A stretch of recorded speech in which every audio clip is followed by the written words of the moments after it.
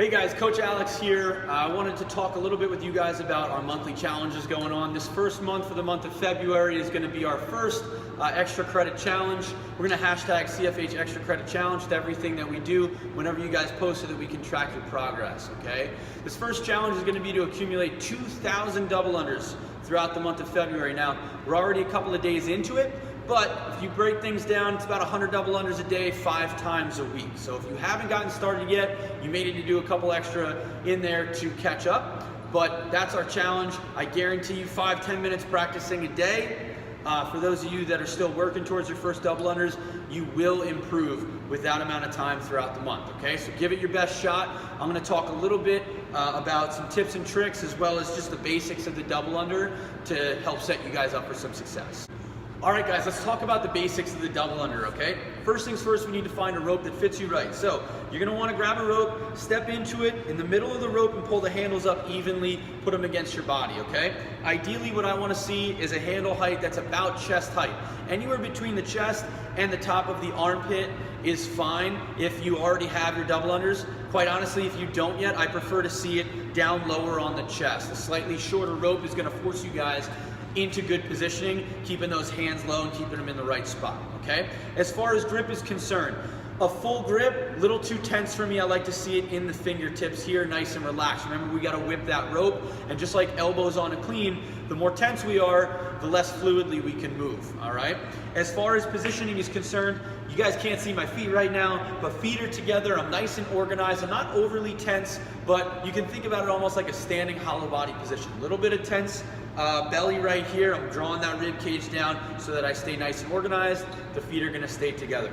From profile view, when my hands are spinning, what I wanna see is thumbs over the hands here. So I don't want to open the palms to the sky. I don't want the tops of my hands facing towards the ceiling either. I want the thumbs over the hands. Again, nice relaxed grip. As far as height of the hands is concerned, somewhere around waist to belly button height is perfectly fine, okay? The higher up the hands go, the shorter that rope is going to become. And also I like to see the hands ever so slightly in front of the body, right? The further back the hands get, the smaller room for error as that rope passes down in front of me and tries to get around my feet. Okay, next up, we're going back to the fundamentals here, guys. By the way, small disclaimer, this is just how I like to teach new clients or people who really struggle with double unders from the ground up. There's more than one way to skin a cat here, okay? So you're gonna have to experiment with this, see how it looks. Don't be surprised if other coaches have other cues. This is just what I found works, okay? So, we're gonna ditch the rope. First thing that we need to do is establish our jump, all right? As opposed to a single under that has a short, concise jump, I need that jump to get longer, I need more air time, and I need to make sure that we're nice and rhythmic, and by the way, that we're staying in the right position here, okay? So, feet together, we're just gonna start by bouncing, all right?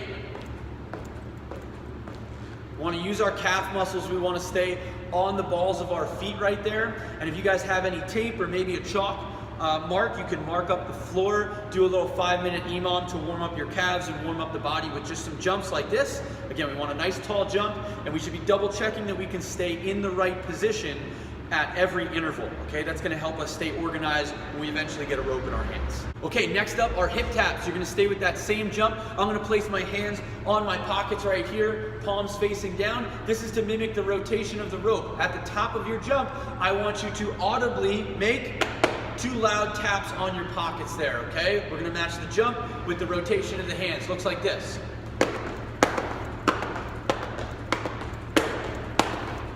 Okay guys, next drill is called playing the drums. We're gonna get those hands out to the same position we talked about before, about waist to belly button height, hands slightly in front of the body, thumbs over the rest of the palm. We're gonna jump, and instead of tapping the pockets, we're gonna whip those hands, okay? It should come from the wrist and from the elbow. It shouldn't rotate from the shoulders. So, bend the elbows, keep them in nice and tight.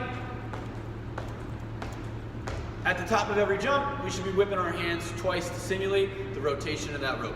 Okay, once you've mastered all 3, it's time to go ahead and pick up that rope and start practicing with your double unders, okay? Don't be afraid to mix in some single unders with your double under jumps. Remember, we want a nice tall jump. We want to keep the hands in front of the body, okay? And we want to rotate from the wrist and from the elbow, not from the shoulder. Next up, we're going to talk about 2 pretty common faults and how to fix them. Okay, so our first common fault, especially for those that have a difficult time accumulating a large number of double unders, right? The body starts to fatigue pretty quickly. Generally speaking, what I see is the hands start to float out and away from the body.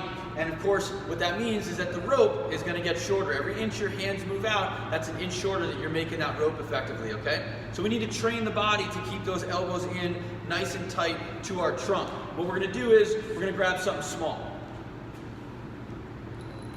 I have a band right here. This works just fine. I'm gonna fold it up and I'm gonna place it underneath my armpit here. I'm gonna squeeze it in my elbow. You guys can use a shirt, you can use a hat, you can use any number of things, okay? Make it small, make it light.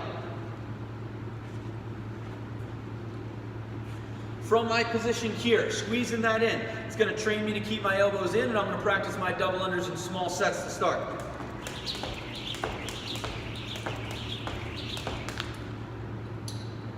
Next up, second biggest fault that I see is people getting out of rhythm. Guys, I don't have an actual cue or a physical piece of equipment that's gonna help you with this, but for the most part, when I talk to people about this issue that they're having, simply conceptualizing it is enough for them to sort of reorient themselves and start remedying the situation. And it's this: the timing of the jump and the rotation of the rope are a little bit off. For most people, what I see developing is they will begin their jump while the rope is still too far behind them. What I want to happen is for that rope to just miss the feet coming around for that first time on that first rotation of the rope, all right? What that means is, the cue that I like to give is I want you to wait until that rope passes below eye level in front of you before you initiate that jump.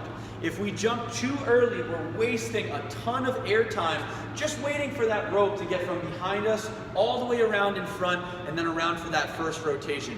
You gotta have either really fast hands or a super long, big jump in order to have the air time that it's gonna take to get that rope around twice. So what we wanna think about doing is waiting until that rope gets down below our eye level out in front of us before we initiate that jump. Okay? Generally speaking, just recognizing the issue that way has helped a lot of people, but there's certainly other ways of visualizing it too. So if you need help with any of this, please come talk to me. The other coaches would be happy to help you as well. Just catch us when we're not coaching class, and we'll do everything we can to make sure that you guys find success with this, all right? Do not be afraid to drill those basics. Even if you have a couple of double unders underneath your belt already, it always pays to go back to the fundamentals. So don't forget about the jumping drill, the hip tap drill, and playing the drums drill, especially if you get off rhythm there, all right? Again, I can't stress this enough. This is a skill. It takes time to develop, 5 to 10 minutes every day. Don't be afraid to take a step back to go 2 steps forward. Guys, I hope these helped. I hope this was informative for you. Remember to post about your progress. Use hashtag CFH Extra Credit Challenge every time you do so that we can check out your progress, highlight your results, and good luck out there, guys. Let me know if there's ever anything I can do to help.